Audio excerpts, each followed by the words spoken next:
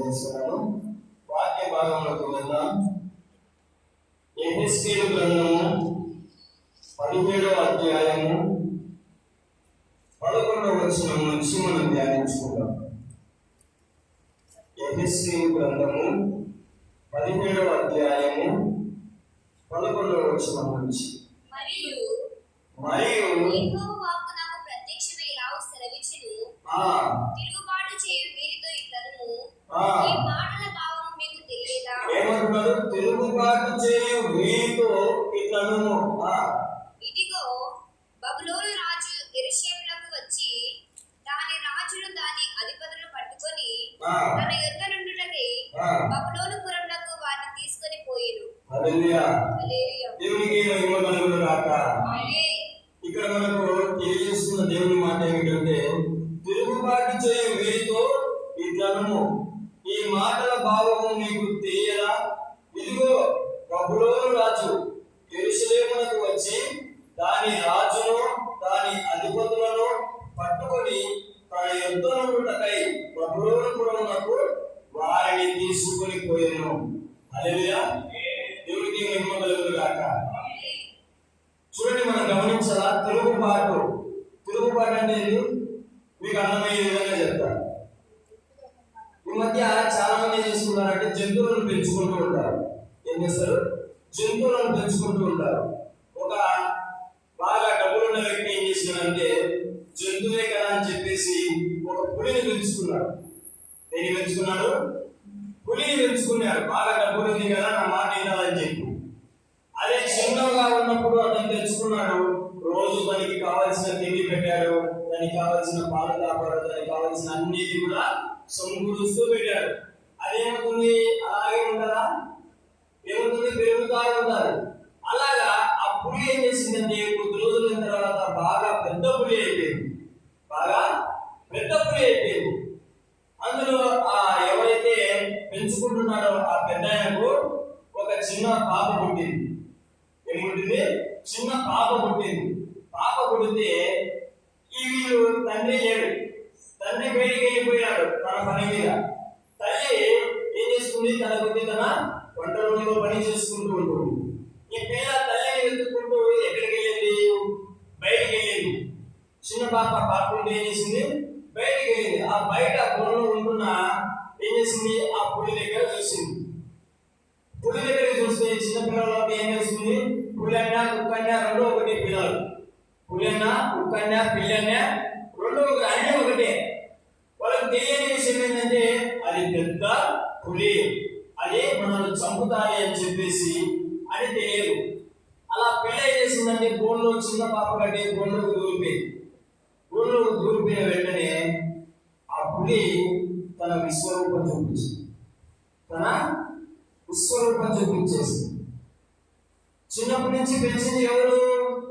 ఈ పాప వాళ్ళ నాన్న పెంచాలి, ఈ పాప పెంచరా. పులికి తెలుసా వీళ్ళ కూతురు అని చెప్పి అది జంతువు, దానికి అంత ఐడియా లేదు. ఎప్పుడు పిల్ల వచ్చి దాన్ని చూసుకుంది లేదు, అన్నం పెట్టింది లేదు, పాలు పెట్టింది తెలియదు. అదే నాకు రోజు పాలు పెట్టింది కదా, దాన్ని చంపద్దు అని తెలియదు. కాబట్టి ఏం చేసింది? తన విశ్వరూపం చూపించేసి ఆ చిన్న పసిపిల్లను ఆ పెద్ద పులి ఏం చేసిందంటే గొంతు పిసికి చంపేసింది. హల్లెలూయా. దేవునికి మహిమ కలుగును గాక.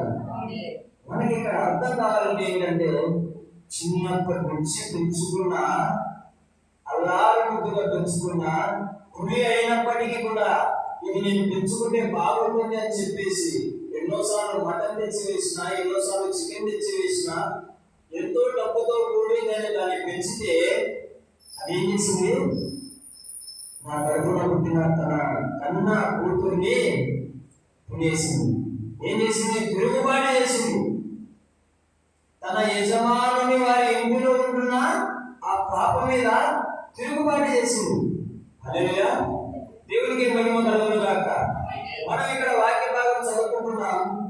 12వ వచనం, తిరుగుబాటు చేయు వీరితో ఇట్లనుము. చాలమ్మా. తిరుగుబాటు చేయు ప్రజలతో ఇట్లనుము. దేవుడు కూడా ఇశ్రాయేలు ప్రజలని ఎలాగైతే ఆ తండ్రి పులిని పెంచుకున్నాడో అంత చక్కగా ఏమి కావాలంటే హల్లెలూయా మోషే ద్వారా విడిపించిన తర్వాత ఎర్ర సముద్రం వచ్చే 2 పాయలుగా చేసేస్తున్నాడు. నీళ్లు తప్పికైతే బండ నుంచి నీళ్ళు ఇస్తున్నారు. అరే చీకటిగా ఉందంటే మేఘ స్తంభమై నిలబడుతున్నాడు, అగ్ని స్తంభమై నిలబడుతున్నాడు. హల్లెలూయా ఎవరైనా యుద్ధానికి వస్తే వీరికి విజయం ఇస్తున్నాడు. ఈ విధంగా ప్రతి విషయంలో దేవుడు తోడుగా ఉండి చాలా చక్కగా దేవుడు పెంచాడు. చాలా ఆ యజమానుడు పులిని ఎలాగైతే మంచిగా పోషించాడో, ఏ టైంకు ఏం కావాలో అది తెచ్చిపెట్టాడో, ఈ ఇశ్రాయేల్ ప్రజలకి కూడా దేవుడు ఏ టైంలో ఏం కావాలి, తిండి కావాలంటే తిండి, నీరు కావాలంటే నీరు, తోడు కావాలంటే తోడు, ఆశ్రయం కావాలంటే వారి గుడారాలకు కావాల్సిన స్థలం, హల్లెలూయా ప్రతిదీ కూడా దేవుడు సిద్ధపాటు చేశాడు. హల్లెలూయా కానీ అవన్నీ ప్రజలు ఏం చేశారట, మర్చిపోయి తిరుగుబాటు చేశారు. కాపాడిన దేవాది దేవుణ్ణి మర్చిపోయి ఏం చేశారు, తిరుగుబాటు చేస్తున్నారు. ఎలా తిరుగుబాటు చేశారో తెలుసా? విగ్రహాలకు మొక్కుతున్నారు. ఒట్టివైన విగ్రహాలకు అహరోను చేశాడని చెప్పేసి, మాకు ఈ మోషే పైకి వెళ్ళిపోయినాడు ఉపవాసం అని చెప్పి, దేవుడు అని చెప్పేసి, ఆజ్ఞలని చెప్పేసి పర్వతం ఎక్కేసినాడు. ఆయన చచ్చాడో తెలియదు, బతికున్నాడో తెలియదు. నీవు ఉన్నావు కదా అహరోను, మా కోసం ఒక రూపం చేయి, మేము దానికి ముక్కి అర్పణలు అర్పిస్తామని చెప్పి ఒక బంగారాన్ని అంతా తీసుకొని ఏం చేశారు, ఒక బొమ్మను చేసుకొని దానికి నమస్కారాలు బలుల మీద బలులు ఇచ్చి ఏం చేశారు, దేవుని మీదనే తిరుగుబాటు చేసేస్తారు. హల్లెలూయా దేవునికి మహిమ కలుగును గాక. నేను ఒకటి అడుగుతాను, మీ కన్న బిడ్డలు మీరు చాలా మంచిగా పెంచి ఉంటారు. కావలసినప్పుడు తిండి పెట్టి, కావలసినప్పుడు బట్ట గురించి, కావలసినప్పుడు చదువు చదివించి, ఏమన్నా కావాలంటే బైక్ కావాలంటే బైక్, సైకిల్ కావాలంటే సైకిల్ అన్నీ ఇచ్చారు. ఒకరోజు అన్ని ఇచ్చిన నీ కొడుకో నీ కూతురో నీ మాట వినలే, నీ పరిస్థితి ఏంటి నాకు చెప్పాలి. అన్ని నువ్వు ఇచ్చేసినావు, చెవులలో కమ్మలు కుట్టించినావు, కాళ్ళలో గజ్జలు కుట్టించినావు, బాగా జ్ఞానంగా మంచి స్కూల్లో చదివించినావు, ప్రైవేట్ స్కూల్లో చదివించినావు. హల్లెలూయా అన్ని చేశావు. కానీ ఒక పని చెప్తే తిరుగుబాటు చేసింది. అప్పుడు నీ పరిస్థితి ఏం లేవు. కోపం వస్తుందా రాదా? నానా తిప్పలు పడింటారు పిల్లలు పెంచడానికి. హల్లెలూయా ఎందుకంటే నా తల్లి నన్ను ఎలా పెంచిందో నేను జ్ఞానోదయంలో మాట్లాడుతున్నాను. నా తండ్రి లేడు, నా తల్లి నన్ను ఎంత కష్టపడి పెంచిందో నాకు కళ్ళ ముందర పెట్టుకొని నేను మీకు చెప్తున్నాను. హల్లెలూయా అలాగా ప్రతి తల్లి కూడా ప్రతి కొడుకుని ఏం చేస్తారు, చాలా చక్కగా పెంచుతుంది. ఆ తల్లి ఆ కొడుకు ఏం చేస్తారు, ఒక సమయంలో ఆ తల్లి మాట కానీ ఆ తండ్రి మాట వినరు, తిరుగుబాటు చేసేస్తారు. ఆ విధంగా ఇశ్రాయేల్ ప్రజలు కూడా దేవుడి మీద తిరుగుబాటు చేసేస్తారు. దేవుడికి ఏమొచ్చింది, కోపం వచ్చింది. మన కోపము వేరే వారి మీద ఉంటే వారిని పతనం చేసేస్తారు. కానీ దేవుని కోపము పతనం చేయదు. హల్లెలూయా మీరు ఇక్కడ బాగా గమనించాలా. దేవుని కోపము మనల్ని నాశనానికి నడిపించదు, మనల్ని పతనం చేయదు, మనల్ని చంపేయదు. దేవుని కోపం ఏం చేస్తారంటే చేసిన తప్పును తెలుసుకునేటట్టు చేస్తారు. హల్లెలూయా దేవుడికి మహిమ కలుగును గాక. చేసిన తప్పును ఏం చేస్తారు, తెలుసుకునేటట్టు చేస్తారు దేవుని కోపం. అలాగా దేవుడు ఒక ప్రణాళిక కలిగాడు. ఒక రాజు లేవనెత్తి, నెబుకద్నెజరు అనే రాజు లేవనెత్తి, బబులోను రాజు ఇశ్రాయేల్ అందరినీ వెళ్ళి ఒకసారి చెరలో వెళ్తాను, వీళ్ళకు బుద్ధి వస్తాడు. ఇంత చక్కగా నేను ఏ సమయంలో ఏం కావాలంటే ఖండిస్తే కూడా వీడు నన్ను వదిలేసి పూజిస్తున్నారు. నేను తప్ప వేరొక దేవుడు నీకు ఉండకూడదు అంటే వేరొకరిని పెట్టుకుంటున్నారు. ఏ దానికి కూడా నీవు పూజలు చేయకూడదు, మంత్రించకూడదు అంటే, నమస్కరించకూడదు అంటే నమస్కరిస్తున్నారు. హల్లెలూయా. అలా ఆజ్ఞలు ఇచ్చినప్పటికీ కూడా ఆజ్ఞలు పాటించకుండా చేస్తున్నారని చెప్పి దేవునికి కోపం వచ్చింది. వీళ్ళకు బుద్ధి వచ్చేలా చేయాలని చెప్పి ఆయన కూడా ఒక రాజును లేవనెత్తి నెబుకద్నెజరు అనే రాజును ఇశ్రాయేలు ప్రజల దగ్గరికి పంపించారు. సైన్యం, బలమైన సైన్యం ఆ రాజుకి. ఆ ఇశ్రాయేలు ప్రజలందరినీ తోలుకొని వచ్చేసాడు. అదే లేఖన భాగంలో మనం చదువుకున్న 12వ వచనం మళ్ళీ ఒకసారి. తిరుగుబాటు చేయి వీరితో ఇట్లనము, ఈ మాటల భావము నీకు తెలియదా? ఇదిగో బబులోను రాజు యెరూషలేమునకు వచ్చి దాని రాజు ఏదైతే ఇశ్రాయేలు ప్రజలు ఉంటున్నారో వాళ్ళ రాజును పట్టుకొచ్చినారంట. ఇంకా వారి ఉంటున్న అధిపతులను పట్టుకొని వచ్చినారు. తన యుద్ధ నుండి దగ్గర బబులోను పురంలోనికి వారిని తీసుకొని వచ్చినారు. ఇశ్రాయేలు ప్రజలందరూ కూడా మంచిగా కానాను దేశంలో చాలా సంతోషంగా ఉన్నారు. చాలా అంటే చాలా ఆనందంగా ఉన్నారు. ఏ టైంలో ఏం కావాలన్నా వాళ్ళ భూమి పంటనిస్తుంది. వాళ్ళ పిల్లలు కూడా చాలా బాగా అభివృద్ధి చెందుతున్నారు. అందరూ కూడా చాలా చక్కగా ఉంటే ఆ సమయంలో ఏమైపోయింది? ఆశలన్నీ నిరాశలు చేసేసినప్పుడు. ఎందుకు? బుద్ధి తేవడానికి. ఎందుకు? తిరుగుబాటు చేశారు కాబట్టి. ఎందుకు? కన్న ప్రేమను మర్చిపోయారు కాబట్టి. ఎందుకు? ఆయన రక్తం నుంచి కొన్నా సరే విలువ లేకుండా చేసుకుని మర్చిపోయారు కాబట్టి. హల్లెలూయా. ఆ తిరుగుబాటు చేసినందుకు దేవుడు ఏం చేశాడు? ఇశ్రాయేలు ప్రజలందరినీ ఒక రాజుని నియమించి ఆ ఇశ్రాయేలు ప్రజల రాజుని, వారి అధిపతులను, వారి ప్రజలందరినీ ఎక్కడికి తెచ్చిపెట్టాడు? బబులోను పురానికి తెచ్చిపెట్టాడు. బబులోను అంటే ఒక శాపకరమైనది, ఇబ్బందికరమైన చెర లాంటిది. దాంట్లో ఏముంటుందంటే కఠినమైన పనులు చేయించుకుంటారు ఆ రాజులు. కఠినమైన నిందలు వేస్తూ ఉంటారు. పని, నాకు ఆరోగ్యం బాగలేదయ్యా, నేను ఈరోజు పని మానేస్తా అంటే నువ్వు సాగు చెప్పాకు. నువ్వు పని మానేయడానికి సాగు చెప్పాకు, పోయి పని చేయకో. హల్లెలూయా. అలా చెప్పే ప్రదేశం బబులోను ప్రదేశం.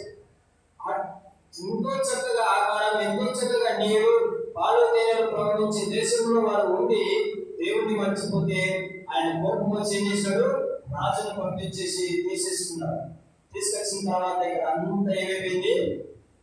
నరకం అనుభవించినాడు. పట్టిక ఉండగానే నరకం. నెబుకద్నెజరు రాజు ఏం చేసినాడు?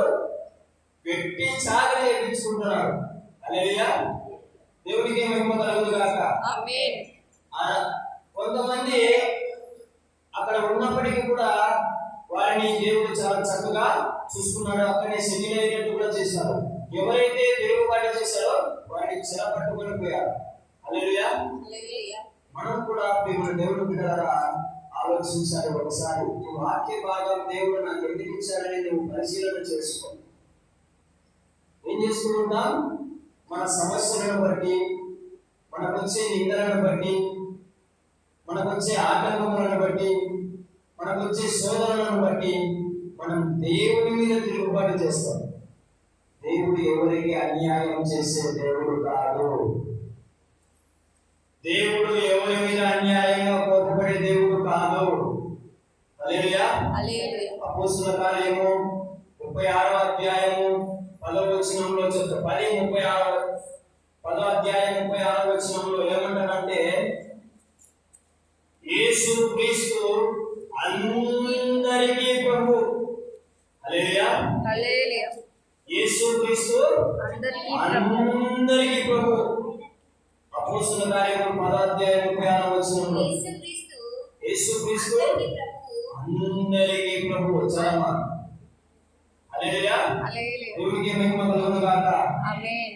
ఆయనలో కులము లేదు, ఆయనలో మతము లేదు, ఆయనలో వర్గము లేదు, ఆయనలో భేదాలు లేవు, ఆయనలో కక్షలు లేవు. హల్లెలూయా.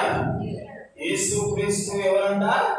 అందరికీ ప్రభు అయినవాడు. హల్లెలూయా. ఎవరు వచ్చినా సరే ప్రేమతో తన రెక్కల చాటి కింద భద్రపరుచుకున్నాడు. అయ్యా నేను పాపిని అని మోకరించిన వెంటనే తన శిలువ రక్తమును ఆ విశ్వాసం ఏం చేస్తాడు? తన మీద ఉంచి పాపములో ఉంటున్న వ్యక్తులను ఏం చేస్తాడు? రక్షించే దేవుడై ఉంటున్నాడు. హల్లెలూయా. పాపములో ఉంటున్న వ్యక్తులు ఏం చేస్తాడు? రక్షించేవాడై ఉంటున్నాడు. ఎన్నో తరతరాల నుంచి వస్తున్న శాపంలో ఉన్న వ్యక్తులు వచ్చినా సరే ఆయన ఒక్కసారి అయ్యా నేను శాపంతో ఉన్నానయ్యా, అయ్యా నేను పాపంతో ఉన్నానయ్యా అంటే పట్టుకొని చేస్తాడు? శాపాన్ని విరగొడతాడు, పాపాన్ని తుడిచి వేస్తాడు తన రక్తముతో. హల్లెలూయా. అందుకైనా ఏమన్నాడు? అందరికీ ప్రభు అయిపోయాడు. హల్లెలూయా. దేవుడికి మహిమ కలుగును గాక. ఆమేన్. ఇలాగా అందరికీ ప్రభు అయిన దేవుడు నీ మీద అన్యాయంగా కోపపడతాడా? ఒక్కసారి ఆలోచించామా? నీకు కష్టం వచ్చే ఆ కష్టంలో నిన్ను కృంగిపోయేలా చేస్తాడా? ఒక్కసారి ఆలోచించామా? నీకు రోగం వస్తే ఆయన స్వస్థపరచకుండా ఉండగలరా? ఒక్కసారి ఆలోచించామా? రోగం వచ్చింది ఏం చేస్తాం? దేవుడిని తిరుగుబాటు చేసేస్తాం. కష్టం వచ్చింది ఏం చేస్తాం? దేవుని దగ్గరికి వచ్చి తిరుగుబాటు చేసేస్తాం. హల్లెలూయా. మనకు కన్నీరు వచ్చింది, మనకు కష్టాలు వచ్చినాయి, ఏమొస్తాం? తిరుగుబాటు నేర్చుకున్నాం ప్రజలందరూ కూడా. హల్లెలూయా. అయ్యో ఆ రాజు ఆనాడు జల సముద్రం అనే కష్టం ముందరున్నప్పుడు దేవాది దేవుడు 2 పాయలుగా చేశాడు. మర్చిపోయాం. ఆ దినమున సైన్యం వెంటబడుతుంటే ఫరో సైన్యము ఒక మేఘమును అడ్డుగా నిలబెట్టి వీరిని ముందరికి పంపించేశాడు. అది మర్చిపోయాం. ఆకలితో చచ్చిపోతుంటే ఆకాశం నుంచి మన్నాను కురిపించాడు. అది మర్చిపోయాం. మాంసం కావాలని నీ శరీర కోరిక కోసం నువ్వు అడిగినప్పుడు ఆయన పూలను కురిపించాడు. హల్లెలూయా. అంత ప్రేమ కలిగిన దేవుడి దగ్గరికి వచ్చి మోకరించి ప్రార్థన చేయాలి, కానీ తిరుగుబాటు చేయకూడదు. అది చాలా పాపం, చాలా శాపం, చాలా తప్పు. హల్లెలూయా. మనకు కష్టం వస్తే మనం ప్రార్థన చేయాలి, మనం తిరుగుబాటు చేయకూడదు. మన మీద ఏదైనా రోగం వేలుబడి చేస్తే మనం ప్రార్థన చేయాలి, మనం తిరుగుబాటు చేయకూడదు. మన ఇంట్లో గందరగోళం జరిగితే మనం ప్రార్థన చేయాలి, మనము తిరుగుబాటు చేయకూడదు. దేవుడు బిడ్డలారా, హల్లెలూయా. 2 చేతులు ఎత్తి బిగ్గరగా దేవుని స్తుతిద్దాం. హల్లెలూయా. దేవునికి మహిమ కలుగును గాక. ఆమేన్. మనకి ఎన్ని సమస్యలు, ఎన్ని బాధలు, ఎన్ని నిందలు వచ్చినా సరే తిరుగుబాటు చేసే మనస్తత్వము మనలో నుంచి తీసేసుకోవాలి. హల్లెలూయా. దేవునికి మహిమ కలుగును గాక. ఆమేన్. నేను ఈ రోజు ఒక మెసేజ్ విన్నా. ఏమని అంటే, మనం చేసే ప్రతి ప్రార్థనకు దేవుడు జవాబు ఇవ్వడు. ఇది తెలుసుకోవాలన్నమాట. మనం చేసే ప్రతి దానికి జవాబు ఇవ్వడు. హల్లెలూయా. ఎందుకో కూడా మీకు క్లారిటీ ఇస్తా. ఒక యవనస్తుడు ఉన్నారు, నాలాంటి యవనస్తుడు ఉన్నారు. నేనేం ప్రార్థన చేస్తున్నానంటే, నా ఏజ్ ఎంత? 24 సంవత్సరాలు. నేను మంచిగా చదువుకునే వయస్సు, చాలా చదువుకొని అమ్మ నాన్నలకు పేరు తెచ్చే వయస్సు. ఈ వయసులో నేనేం ప్రార్థన చేస్తున్నానంటే, నాకు ఒక ఇల్లు కావాలా, నాకు ఒక కారు కావాలా, నా బ్యాంక్ బ్యాలెన్స్ 1,00,000 కంటే తక్కువ ఉండకూడదు అని ప్రార్థన చేస్తున్నాను. ఇది దేవుడు ఇవ్వాలా నాకు? ఇది ఇవ్వాల్సింది ఎవరికి? నా తల్లిదండ్రులకు ఇవ్వాలి, ఇది నాకు కాదు. హల్లెలూయా. మన ఏజ్ లో మనం చేసే ప్రార్థన ఎలా ఉన్నాయంటే దేవుని చిత్తానుసారంగా లేవు. మన ఇచ్ఛలను, మన కోరికలను నెరవేర్చుకునే విధంగా ప్రార్థనలు తయారైపోయాయి. హల్లెలూయా. నిజమంటారా అబద్ధమంటారా? హల్లెలూయా. చిన్నపిల్లలు ప్రార్థన చేస్తే వాళ్ళు తెలిసి తెలియక చేస్తున్నారు అనుకోవచ్చు. చాలా మంది పెద్దలు కూడా ఏం చేస్తున్నారు, నాకు అది కావాలి, నాకు అది తెలిస్తేనే నువ్వు దేవుడవు, లేదంటే కాదంట. ఇదేం ప్రార్థన? నేను పుట్టించిన ఆయన నువ్వేం ప్రార్థన చేస్తున్నావు? ఇది తెలిస్తే దేవుడు. నీకు డబ్బుల కోసం నీకు దేవుడు కావాలా? నిన్ను ఆశీర్వదించడానికి దేవుడు కావాలా? హల్లెలూయా.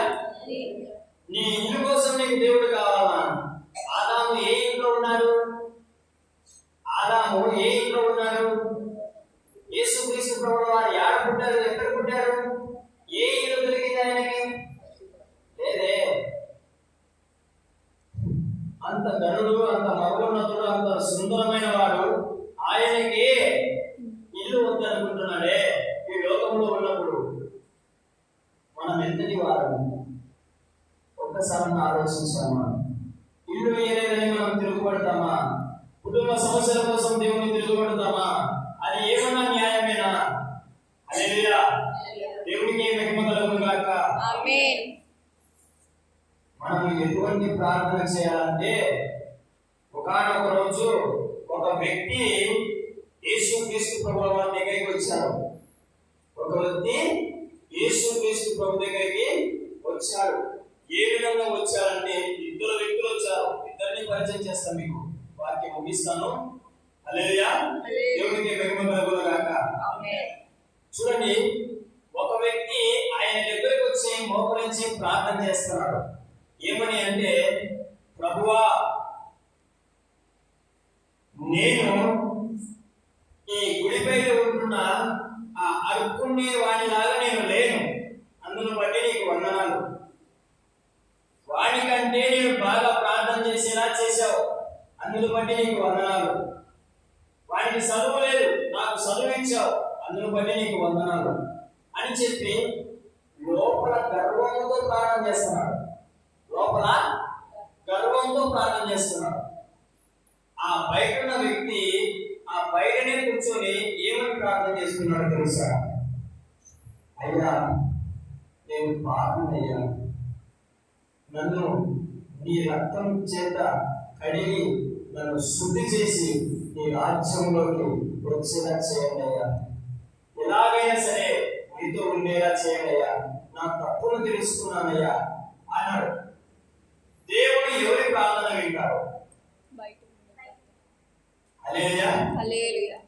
పశ్చాత్తాపం చెంది ఎవరైతే తెలుసుకుని మొదలుపెడతారో వారి ప్రార్థన చేస్తాడు, దేవుడు వింటాడు. పశ్చాత్తాపం లేకుండా లోపల గర్వపడుతూ నేను అందరికంటే ఎక్కువ ప్రార్థన చేస్తాను, అందరికంటే బాగా పాటలు పాడతాను, అందరికంటే బాగా మందిరానికి పోతాను, అందరికంటే బాగా దేవుడిని ఆరాధిస్తాను అని చెప్పి గర్వపడితే వారి ప్రార్థన దేవునికి వినపడదు. ఇది మనకు ప్రాముఖ్యం, చాలా ప్రాముఖ్యం. హల్లెలూయా. 3 పూట్ల తిండి లేకుండా అయినా బ్రతకడం నేర్చుకోవాలా. 3 పూట్ల తిండి లేకుండా అయినా బ్రతకడం నేర్చుకోవాలా క్రైస్తవుడు. కానీ ఒక్క పూట కూడా ప్రార్థన లేకుండా ఉండడం అనేది అసాధ్యం అనే విధంగా తయారవ్వాలి క్రైస్తవుడు. హల్లెలూయా. దేవునికి మహిమ కలుగును గాక. ఆమేన్. ప్రార్థన అంటే క్రైస్తవుడు, క్రైస్తవుడు అంటే ప్రార్థన అనే విధంగా తయారవ్వాలి. హల్లెలూయా.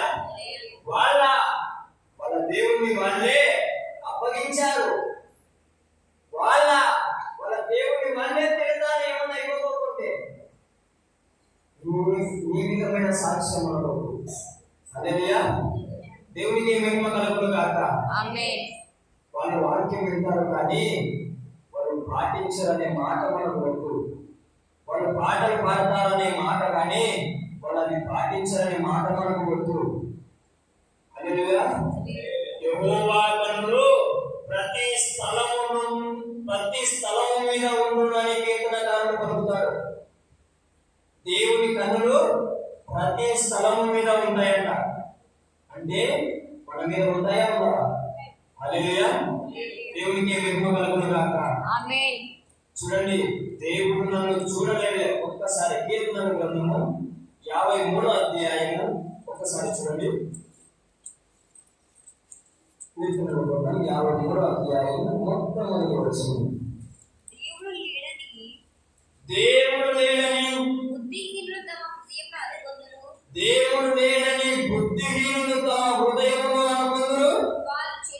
వారు చెడిపోయిన వారు అసహ్య కార్యములు చేయుదురు. మేలు చేయవాడు ఒక్కడును లేడు. హల్లెలూయా. దేవునికి మహిమ కలుగును గాక. ఆమేన్. ఏమంట? దేవుడు లేడని ఎవరు అనుకుంటారంట? దేవుడు నన్ను చూడడం లేదని ఎవరు అనుకుంటారంట? ఎవరు? బుద్ధిహీనులు. దేవుడు మనకు బుద్ధి ఇచ్చాడు. ఆమేన్. దేవుడు మనకు జ్ఞానం ఇచ్చాడు. హల్లెలూయా. మంచి మనసు ఇచ్చాడు. సాయంత్రం అయితేనే 7 గంటలు అవుతూనే దేవుని మందిరం తెరవబడుతుంది. ఆడ పెద్దలు వచ్చి దేవుని స్తుతిస్తూ ఉంటారు, దేవుని మాటలు చెప్తూ ఉంటారు. ఒక్క మాట అయినా నన్ను పట్టుకొని నా జీవితము స్వర్గంగా తయారు చేస్తుంది అనే మంచి మనసు ఇక్కడికి వచ్చిన వాళ్ళందరికీ ఉంది. హల్లెలూయా. ఇక్కడికి రాని వాళ్ళకు కూడా దేవుడు ఇచ్చాడు. కానీ కొంతమందికి భయం. దేవుని మందిరంలో అడుగు పెడితే నా పాపాలు ఎక్కడ పోగొట్టుకోవాలి, నా చెడ్డ కార్యములు నేను ఎక్కడ దూరం చేసుకోవాలి. హల్లెలూయా. దేవుని బిడ్డలారా, మీ అందరికీ నేను ఒకటే తెలియజేస్తాను, దేవుని దగ్గర ఉంటే సమస్తమును ఆయనే చూసుకుంటాడు. సమస్తమును ఆయనే చూసుకుంటాడు. మనం చేయాల్సిన ప్రార్థన పశ్చాత్తాపంతో కూడిన ప్రార్థన చేయాలా. తిరుగుబాటు చేయకూడదు. తిరుగుబాటు చేస్తే కానాను దేశంలో నుంచి ఎక్కడికి వస్తాం? బబులోనుపురంలోకి వస్తాం. బబులోనుపురం ఏంటి? చెర. అది పట్టుబడిన చెర మనకు వద్దు. హల్లెలూయా. దేవుని చేతిలో బాగా ఉన్నాం.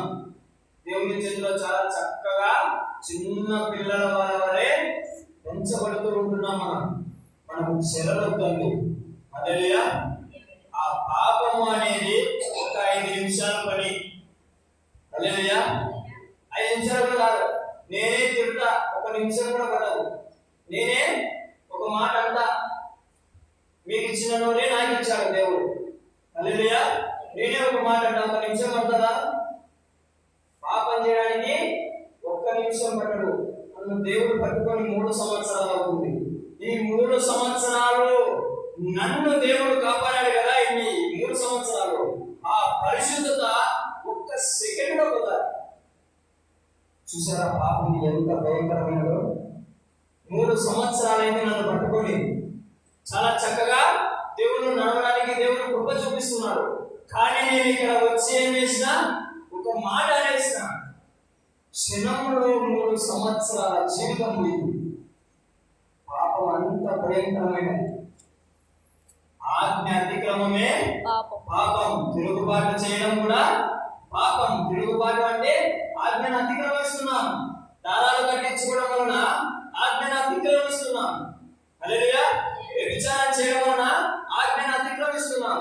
దొంగతనాలు చేయడం వలన ఆజ్ఞను అతిక్రమిస్తున్నాం. నిన్ను వలె నీ పొరుగు వారిని ప్రేమించకపోవడం వలన ఆజ్ఞను అతిక్రమిస్తున్నాం. దాన్ని తిరుగుబాటు అంటారు. హల్లెలూయా. ఆజ్ఞ అతిక్రమమునే తిరుగుబాటు అని అంటారు. హల్లెలూయా. దేవునికి మహిమ కలుగును గాక. ఆమేన్.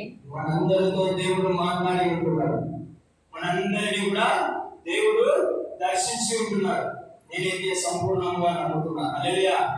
నమ్మిన వాళ్ళందరూ కూడా బిగ్గరగా హల్లెలూయా చెప్దామా? హల్లెలూయా. హల్లెలూయా. హల్లెలూయా. దేవునికి మహిమ కలుగును గాక. ఆమేన్. మన పాపంలో ఉంటున్న జీవితం, మన శాపంలో ఉంటున్న జీవితం, ఇన్ని రోజులు ప్రార్థన ఎలా చేయాలో అని తెలియకుండా జరిగిన జీవితం ఇంకా వదిలేద్దాం. తిరుగుబాటు జీవితం వదిలేద్దాం. దేవుని ప్రేమను ఆయన 2024 సంవత్సరం, ఆ 2024 సంవత్సరాల క్రితం తన ప్రేమ చూపించి, ఎవ్వరూ చూపించరండి ఇటువంటి ప్రేమ. నీ తల్లి కన్న తల్లి కూడా చూపించలేదు, నీ కన్న తండ్రి కూడా చూపించలేదు. ఈ నుంచి ఏమీ ఆశించుకోకుండా ప్రాణాన్ని ఇవ్వడం అంటే అది చాలా గొప్ప భాగ్యం, ధన్యత. అది మనకు దక్కింది, దాన్ని ఉపయోగించుకోవాలి. హల్లెలూయా. చిన్న ఉదాహరణ చెప్పి నేను ముగించేస్తాను. హల్లెలూయా. దేవునికి మహిమ కలుగును గాక. ఆమేన్. ఈ లోకంలోనే ఒక ధనవంతుడు ఉన్నాడు, బిల్ గేట్స్ అని. ఈ లోకంలోనే పెద్ద ధనవంతుడు, మంచి, ఎంత డబ్బులు అంటే అంత డబ్బులు ఉన్నాయి, ఎంత ఆస్తి అంటే అంత ఆస్తి. ఆ అతన్ని ఇలా మైక్ ఇచ్చి ఇంటర్వ్యూ చేస్తారు తెలుసా. టీవీ ముందు కూర్చోబెట్టి ప్రశ్నలు అడుగుతూ ఉంటారు, మీకు అర్థమయ్యాలి. అలాగే ఇంటర్వ్యూ చేయడానికి అడిగాడు, అయ్యా మీరు ఇంత గొప్పగా ఎదగడానికి కారణం ఏంటి, మీరు ఇంతగా గొప్పగా ఎదగడానికి కారణం ఏంటి అని అడిగితే ఆయన ఏం మాట్లాడుకోకుండా ఆయన తెచ్చుకుని కదా బ్యాగ్, ఆ బ్యాగ్ లో నుంచి చెక్ ఉంటారు వాళ్ళు, ఆ చెక్ బుక్ తీసేసి సంతకం పెట్టేసి డేట్ వేసేసి ఆ అమ్మాయికి ఇచ్చేసినారు. ఎవరు ఎదురుగా కూర్చొని ఇంటర్వ్యూ చేస్తున్న అమ్మాయికి ఇచ్చేసినారు. ఇదో అమ్మాయి, ఆ అమ్మాయి ఏమంటుంది, నాకు చెప్పుగా డబ్బుల కోసం ఈ ప్రశ్న అడగలేదయ్యా, మీరు ఎలా ఎదిగారు, మీరు ఎలా ఎదిగారు అంటే ఇదో పట్టుకో. మళ్ళా అంటుంది, అయ్యా నిజంగా నేను డబ్బుల కోసం కాదు. మూడోసారి మళ్ళా ఎదుగు అని చెప్పి ఇచ్చినప్పుడు ఆమె తృణీకరించింది. వద్దు, నాకు ప్రశ్నకు జవాబిస్తే చాలా అని చెప్పింది. కానీ ఆయన ఒక మాట చెప్పాడు, జాగ్రత్తగా ఉండాలి. సేమ్ ఇదే విధంగా నీ దగ్గరికి ఒక అవకాశం వచ్చింది కదా చెప్పు రూపంలో, నా దగ్గర బోల్డ్ ఎంత డబ్బులు ఉంది, వితిన్ నీవు ఆ చెప్పులో ఒకటి పెట్టి ఎన్ని సున్నాలు పెట్టినా నీవు ఆ క్షణం ఏమైపోయినావు, కోటీశ్వరులు అయిపోయినావు. ధనవంతుల లెక్కలో నీవు నాకంటే ముందు స్థాయిలో ఉండవచ్చేమో. నీకు వచ్చిన అవకాశాన్ని నువ్వేం చేసుకోలే, వినియోగించుకోలే, వదిలేసుకున్నావు. కాబట్టి నువ్వు అక్కడ కూర్చున్నావు. నేను నాకు వచ్చిన చిన్నప్పటి నుంచి నాకు వచ్చిన అవకాశాలన్నిటినీ ఇలా పట్టుకొని లాక్కొని దాన్ని ఉపయోగించుకుంటూ నేను ఇంత ఎత్తుకు ఎదిగాను అని చెప్పినాను. హల్లెలూయా. దేవుడికి మహిమ కలుగును గాక. ఆమేన్. మనము కూడా దేవుడిస్తున్న అవకాశాలను ఏం చేయాలా, పట్టుకోవాలి. దేవుడిచ్చిన అవకాశాలు ఏం చేయాలా, పట్టుకొని వినియోగించుకుంటే మనం ఎక్కడ ఉన్నాం, ఆ బిల్ గేట్స్ స్థానం కంటే గొప్ప స్థానంలో ఉంటాం. హల్లెలూయా. బిల్ గేట్స్ చచ్చిపోతే ఆ డబ్బులు ఆగిపోతే ఎవరికి తెలియదు, కానీ మనం చచ్చిపోతే నిత్య రాజ్యంలో ఉంటాం. ఆ విశ్వాసం మనందరికీ ఉండాలి. హల్లెలూయా. పరలోకంలో ఉన్నవాడే నిజమైన ధనవంతుడు. హల్లెలూయా. ఈ లోకంలో ఉన్నవాడు కాదు. ఈ లోకం 100 సంవత్సరాలు, 100 సంవత్సరాలు పోయింది, 60 సంవత్సరాలు. హల్లెలూయా. 60 సంవత్సరాలకి షుగర్, బీపీలు, హార్ట్ అటాక్లు అన్ని వచ్చేస్తున్నాయి. హల్లెలూయా. అందుకే దేవుడు ఇస్తున్న అవకాశాలను బట్టి మనం వినియోగించుకుంటూ తిరుగుబాటు చేయడంలో నుంచి బయటికి వచ్చి పశ్చాత్తాపపడి మన అవసరాల కొద్ది, మన అక్కరల కొద్ది, మనకు దేవుడి చిత్తాలమైన మనసుని ఎరిగి ప్రార్థన చేసి కనిపెట్టి బంధకాల నుంచి, శాపాల నుంచి, పాపముల నుంచి బయటికి వద్దాము. దేవుడి నామాన్ని మహిమపడతాము. హల్లెలూయా. దేవుడి మాటలను దీవించును గాక. ఆమేన్. ఒక చిన్న పాట మీకు వినిపించి నేను ముగించాలని ఆశపడుతున్నాను. మా చిన్న సండే స్కూల్ పాట. హల్లెలూయా. దేవుడికి మహిమ కలుగును గాక. ఆమేన్. యేసయ్య మాట చీరపూట పరముకు నడిపించు వాడ. యేసయ్య మాట చీరపూట పరముకు నడిపించు వాడ. కత్తివలే ఖండించును, సుత్తివలే సరిచేయును.